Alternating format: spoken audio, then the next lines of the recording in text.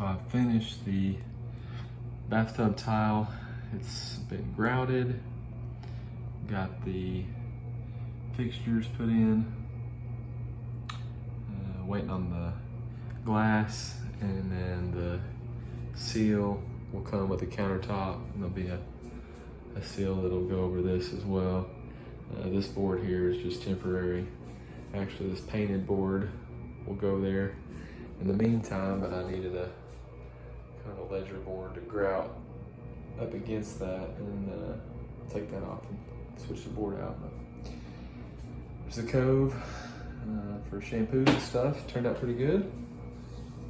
Pretty pleased considering it took a lot of planning to get that centered over this tub space.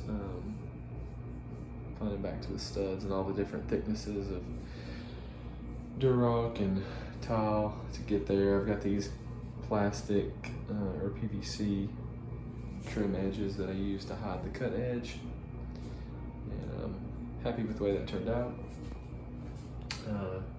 It is similar edge on this side before to transition over to the shiplap, and then somehow I miscalculated my height and ended up with a little gap. So that's actually a piece of PVC trim that I ripped because my 1978 ceiling is not completely level, with some saggy spots and where we've patched where a wall was and whatnot. So I'm gonna go back through and caulk that and paint that gap at the top, but it should blend in nicely once we do that. I've got the floor blade, but not grouted. So hoping to grout that, maybe install these built-ins and get countertops soon. So we've got our countertops in now, which is pretty exciting. It'll allow us to finish up the trim and really get using this place. So I've got to rip in that last piece of shiplap over that. I'm gonna do that today, do some caulking on it. And then we've got this built-in set now. Gonna finish trimming it out as well.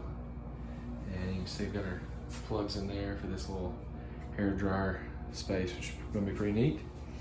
And they put this piece over here this seal top, it's marble, and then the glass will go up through there.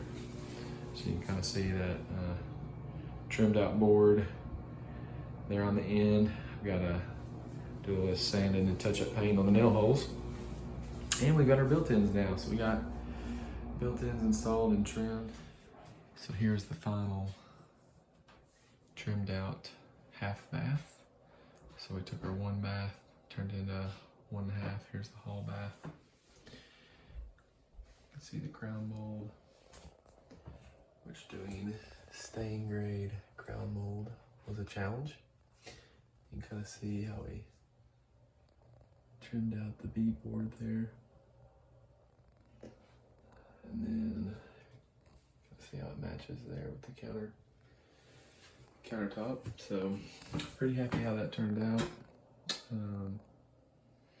Yeah, so one little challenge was putting in a filler piece kind of right there along the edge of the wall. Had to do that vertically there, both sides, to fill in the gap on the vanity. And then here is the back end of the half bath. So I had to put another little filler piece along that cabinet as well. But overall, turned out pretty good. Happy with the way it came out. All right, so here's the final tour of the bathroom. We got the glass shower door complete. Took us a while to get it installed, so we've actually been in here using it for a while, and then got the shower door in, but it swings out. You can swing it out pretty wide and have a good space to bathe the kids, give them a bath. And it actually is working pretty well at keeping keeping the water out. There doesn't too much get in the floor. I think the glass is like 36 inches long on the 60-inch tub. And then we've got this back glass piece as well, which doesn't hardly get any shower or water on it for the most part. Very little, if any. So we got our towel racks in, and yeah, been using it for a while, and it's worked out pretty good. Got the crown mold finished, and we were able to fit everything we wanted into a pretty tight space.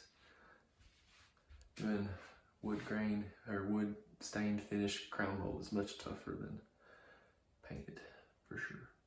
Yeah.